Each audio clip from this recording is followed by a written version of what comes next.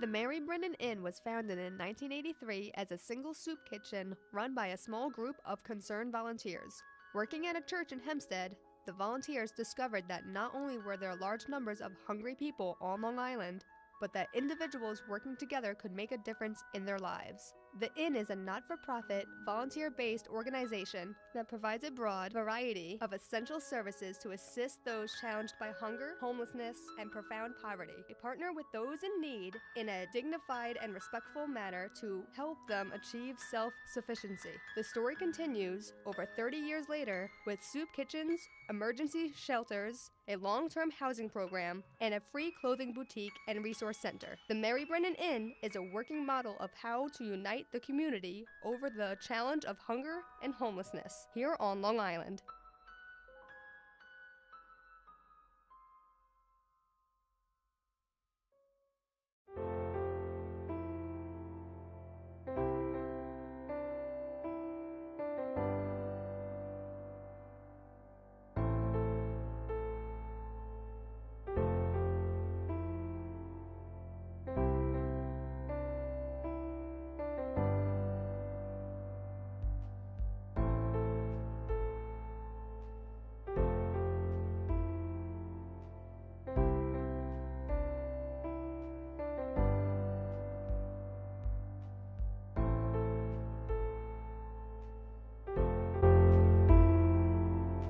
Okay, my name is Jean Kelly, Jeankelly. I'm the executive director of the Inn.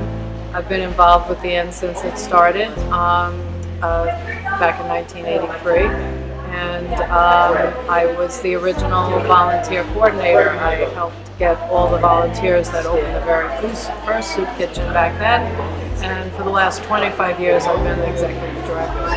So I'm very aware of what it takes to run a soup kitchen, because I've helped open this one and continue to help other communities where we opened other soup kitchens with people in the community, and now they're all operating independently. So we're so grateful that we're a part of helping other people do it the same way. And every day we're looking to find new people who might be interested in coming to help us. So if this is a time where you have time on your hands and could come down and help volunteer, that would be great.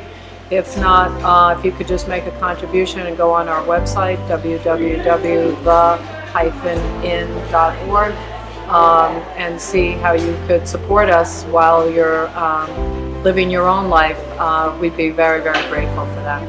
My name is Dana Lopez, and I am the Director of Marketing and Communications for the Inn.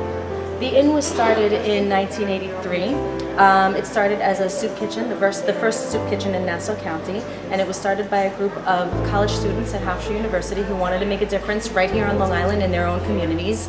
They had been doing community service outside of Long Island in Brooklyn and realized that there was a need here where they lived, and so they started the Mary Brennan Inn, which was the first soup kitchen in Nassau County, and it has grown since then. My name is Nora White, and I am the events manager for the Inn. I've worked in soup kitchens when I was in high school and in college, helping prepare the meal or serving different guests, and so it really helped when I started working here. This will actually be my first time doing it, so I'm really excited to learn more about it. I have volunteered at something similar, like a soup kitchen, where we kind of handed out food to the general public, but that was outside and it was nothing nearly like what they do here. And I've never worked in or volunteered in a soup kitchen before. I've done a lot of social service work in different areas, and I found out about the Inn because I just moved back to Long Island after being in school, and I was looking to get involved. And I've always known about the Inn from when I was in high school. I remember at my school we did a towel drive for the Inn, and so I was looking to get involved, and I got in touch with Michelle. We were talking about soup kitchen volunteering, and then she also mentioned about the Young Professional Engagement Committee, both of which sounded very appealing to me. All of the in-kind donations that's not a food item is received at this area, and it has to be sorted. We couldn't do it without volunteers.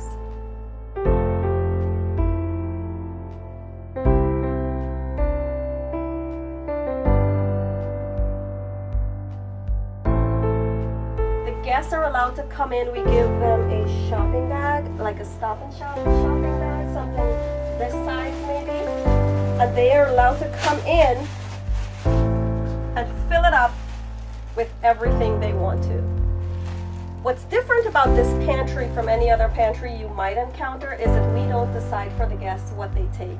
We want them to choose.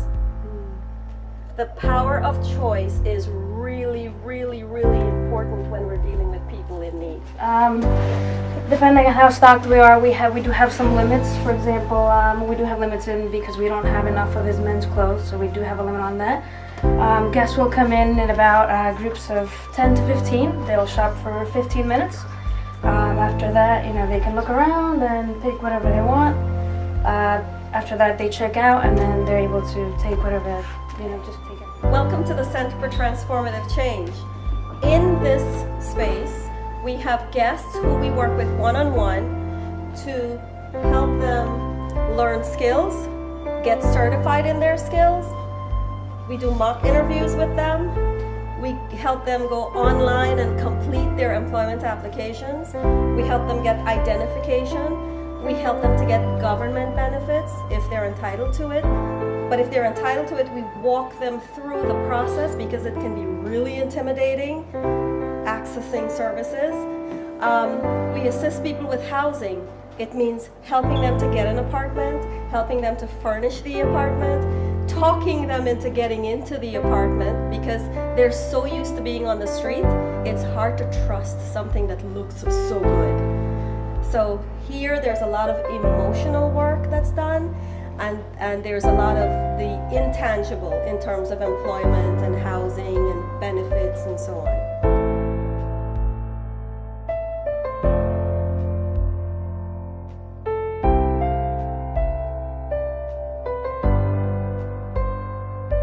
So I heard the story about Sarah O'Connor. She's an Delphi alum. I'm a Delphi alum. I read the story. It amazed me. I got in touch with the Alumni Association at Delphi. I got in touch with PR. They told me a little bit about it. I actually started tracking her story, going online. Some of the stops that she was making, she was sending clips and telling stories, and I thought it was just amazing. I was like, for somebody to decide to do something like that, to help somebody else, I thought that was just the epitome of selfless volunteerism at its highest level. And so as Dana said that, I got in touch with Scary Jones and I were Brooklyn College alumni, and I said, Scary, I got a story, we got to bring it over here. So I told him about the story. Immediately he said yes. I got in touch with the Inn, I got in touch with the O'Connor family. We met in the city, we went to the studios of Z100, and Sarah told her story. And everywhere that story is told, it just amazes people, as it should.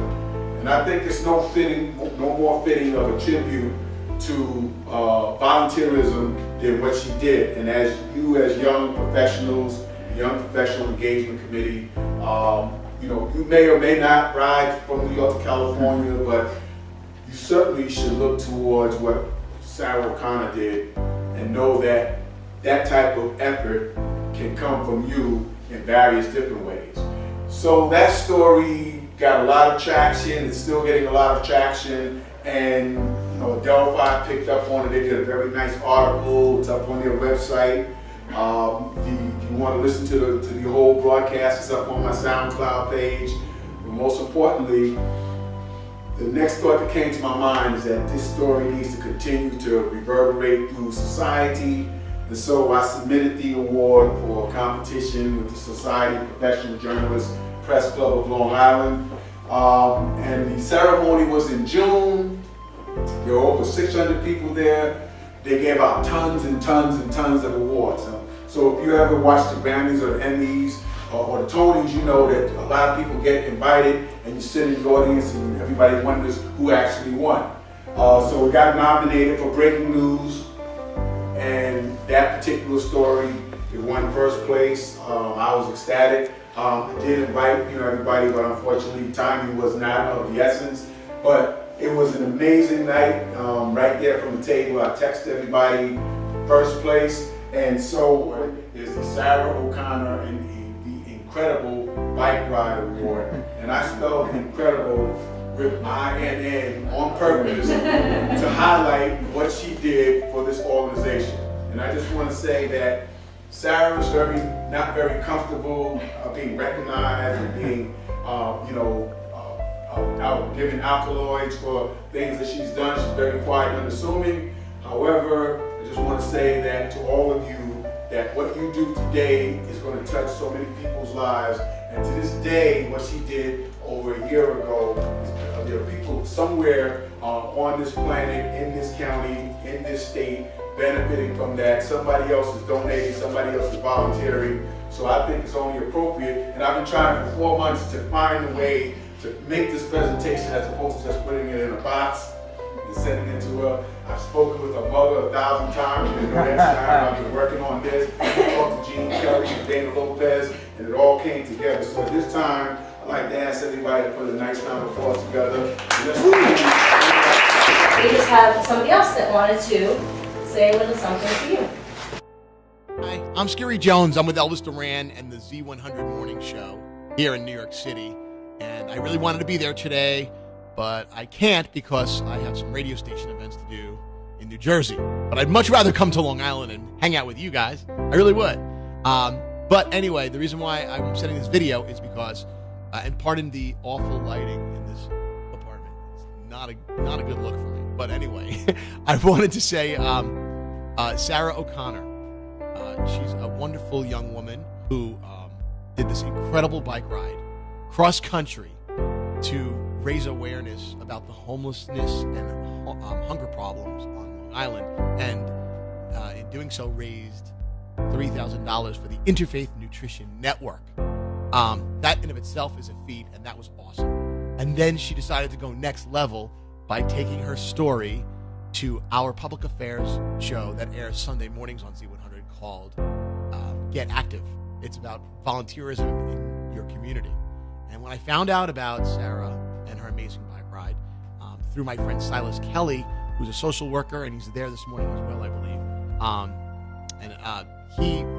The two of them came up to the radio station with the rest of the crew from Interfaith Nutrition Network, and we did a half-hour special broadcast about Sarah's journey and her raising this. She ended up raising all this money. Well, yeah. We then went to turn that into we entered into the Press Club of Long Island's Society of Professional Journalists Award for breaking news, and that episode won us all first place. But it's really not my award. It really belongs to you, Sarah, and Silas, for bringing it to me. You guys, I mean, you did all the hard work and the lifting and the riding of the bike, right? I mean, and the raising of the money. So it's all you. Your award is coming right at you. If they haven't presented it to you yet, it'll be presented to you right now. So once again, congratulations, Sarah O'Connor.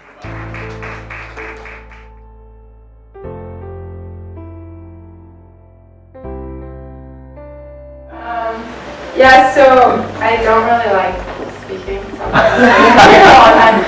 But in all honesty, like, I didn't necessarily do much. If it wasn't for like the thousands of people who helped me out along the way, I would have just been like this person on a ridiculously long bike ride. So really, I mean, it's just about like a collaborative effort, and I did one part of it, but everybody here did so much, and everybody who just saw it on Facebook and donated a couple dollars, that's really what made the difference. So I feel like it's everything to keep in mind. Like, one person can do a little bit, but it's kind of all of us together. That's